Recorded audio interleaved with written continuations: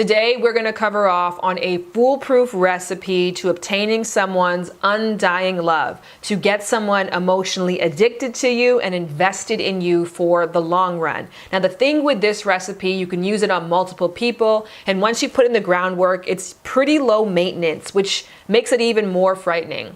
I just felt like we really connected. Like we could just have so much fun together.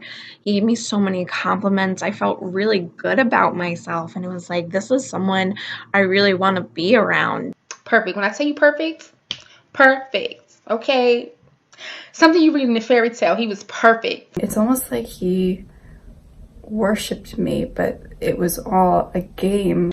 And then he would just wouldn't answer my messages.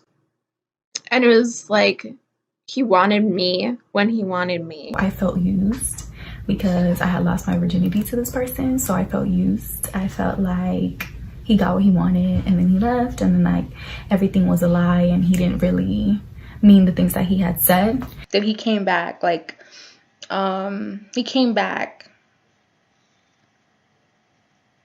nothing happened. And he would talk about how much I would make him feel loved and how much I would make him feel appreciated. And at that point, I really put him to the wall and I was like, I am rejecting you right now.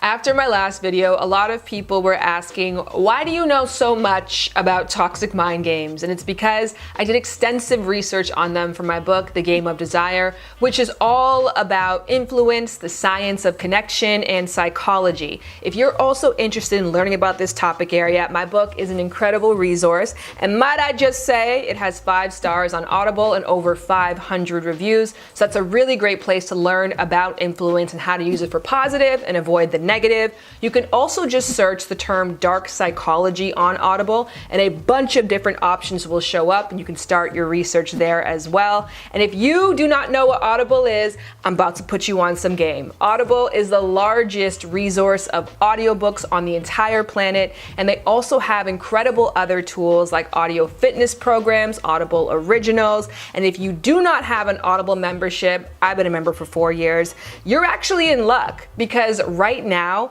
Audible has locked in a price of $6.95 a month for 3 months. That is less than half of what I, for example, pay for my Audible membership. And in addition to this crazy price you're getting, you're also going to get 1 audiobook and 2 Audible Originals for free. And to capitalize off of this offer that I wish that I could, you're gonna go to audible.com/shanbooty, or if you are in the US, simply text Shanbooty to the phone number 500-500. Once again, you can go to audible.com/shanbooty, or my US peeps, just text Shanbooty to the phone number 500-500 so you can start listening, learning, and getting up on some game. Dennis theory. And if you're watching this video thinking, hold on a second, is that not that one thing from that one show?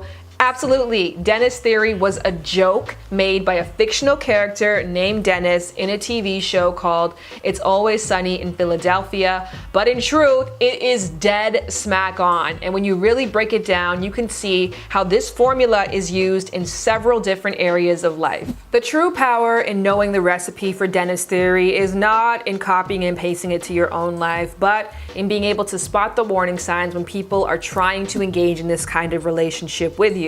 That way you can press the stop button and either do one of 2 things. You can exit that situation before it gets ugly for you, or you can address that ugly dead on with somebody else. Because the truth is, not everybody who plays toxic mind games does it because they are a masterful manipulator who want to get the best out of people in the worst possible ways. Yes!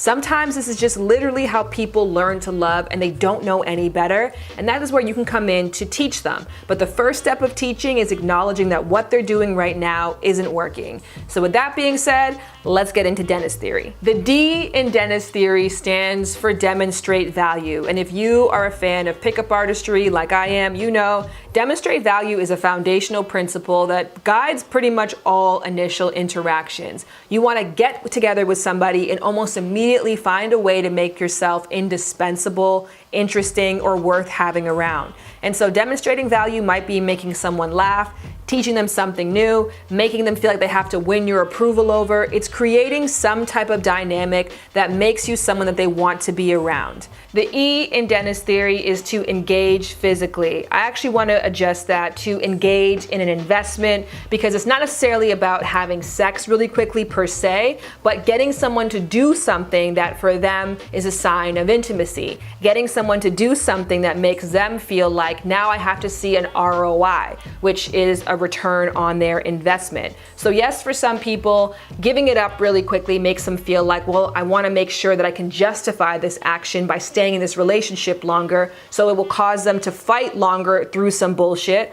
Or on the flip side, for some people, they don't really care about that. And so for them, making a financial investment might be that thing that causes them to stay in a relationship longer. Introducing them to family, friends, or maybe their kid might be that thing that they do that makes them feel like, well, I've done this, so now I have to try to make this thing work a little bit longer. Yes, when you engage physically with someone, there is a chance that you guys can create a pair bond through the release of oxytocin, which again might give you that extra boost of connection. But I also think this can be done again through other means. For example, I got into a relationship in my 20s once where the person demonstrated value for me immediately. I was going through a really hard time in my career, in my personal life, and in my pursuit of purpose, and they came in and they acted almost like a career mentor for me. A really hot career mentor was somebody I was attracted to.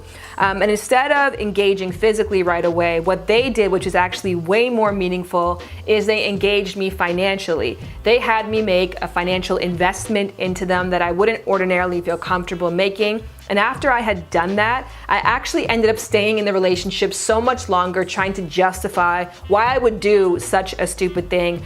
N is for nurture dependence. And nurture dependence can be done in one of two ways. It can be done a positive way, where this person, for example, calls you every day after work, so that is the person that you vent to all of the time. They can also nurture dependence by isolating you. So they create a us versus them feel, where they tell you that you can't trust anybody else and you need them for something, whether that be physical connection or love or the honest truth, whatever it is. They create this thing in your mind where you need this person if you want this really important part of yourself satisfied. The next N is where things start to get really dark, and if you've been through this before, it's where things will start to get very familiar for you.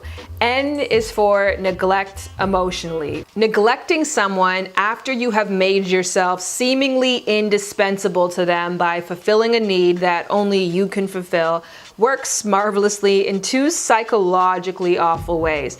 Number one, it presses on the other person's ego. It awakens their inner beast, because nobody wants to admit that one, they're not as great as they think they are, and thus when people get close to them, they tend to recede. Or two, nobody wants to admit that they were conned. So they will actually begin to overinvest to ensure that neither one of those two things could be true.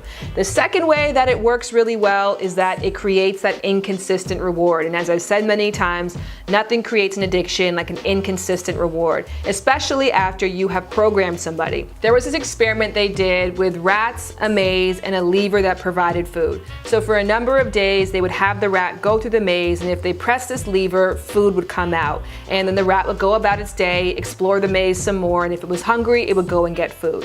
However, in some cases, after the rat was conditioned to believe the lever provided food, they started to make it so the lever only periodically provided food. And in those cases, they would find that the rat would not be interested in doing anything else other than sitting there and pressing that lever. I'm not sure if rats sit. Standing on its two little legs and pressing that lever the entire time. This again goes to that whole slot machine approach. If you get a reward sometimes, you're more likely to sit there for majority of the time. Versus if you get a reward when you need it, you can then focus on other activities and thus won't find yourself in that addictive pattern and cycle. So by neglecting periodically and pulling back once they've created that pattern in your mind, it's actually going to cause you to obsess even more of getting that person's approval again. And usually when things get to that neglect phase, that is an indicator that the person is starting to see other people. I is for inspire hope.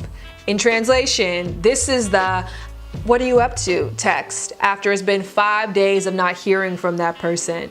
And here is why hope in this particular moment in time can be so powerful. The person who is being Dennised on is raw. Now, the risk and reward center of their brain is completely lit up by this interaction. Their ego is clawing for some type of explanation as to why this is happening. And in some cases, your survival may even feel at risk because the other person presented themselves as a need, someone that you need in your life. So when they saunter back over, the littlest bit goes an extremely long way. And the final component in the Dennis recipe is S for separate entirely. And in some ways, that's kind of what I just did to you. Yeah, I left you for so long that it is now nighttime outside where I am. In actual truth, what happened is I was editing the video and I noticed that it was out of focus and it was bothering me, so I didn't want to bother you. So I decided just to go ahead and start to record again, hence the inconsistency. And somebody who is doing Dennis theory on someone else will not do what I just did. They will not explain why there was a lapse or why there has been massive inconsistencies. They will just leave you ghost altogether. And then that leaves the perfect appetite for a sequel because now you are left wondering why, what happened. And so if they decide to pop up and re-engage you in the Dennis cycle all over again, you are primed for the course. So that is it. That is Dennis theory broken down into bits. If you enjoyed this video and like topics like these, I highly suggest that you get an Audible membership so you can start listening to a lot of content about dark psychology, not to mention any other audiobook basically on the planet, which will all be at your fingertips when you sign up for an Audible free trial. But here is the best part. For a limited time only, Audible is offering the price of $6.95 for 3 months, and that is less than half of what a membership usually costs. And in addition to that, you still get your 1 free audiobook and 2 Audible originals as a sign-up bonus. And if this sounds intriguing to you, I urge you to go to audible.com/shanboody, or for those of you in the US, text the word Shanboody to the phone number 500-500. And after you sign up for your Audible membership, because it will take you no time at all, go down to the comment section. Let's have a discussion on Dennis theory. Actually, as I was making this video, it occurred to me that Dennis theory is sort of what a lot of contract workers do. If you've ever had your bathroom or floors redone, you know what I'm talking about. The contractor will sell you on this beautiful dream. They will get you to invest some money. They will start the job to a space where you can't technically fire them, and then they'll just start showing up less and less frequently. But I want to hear from you right now. Have you ever experienced something like this in a relationship? Have you heard of it before? Do you think that it holds weight? And finally, do you recognize that you perhaps have been guilty of doing this to someone else?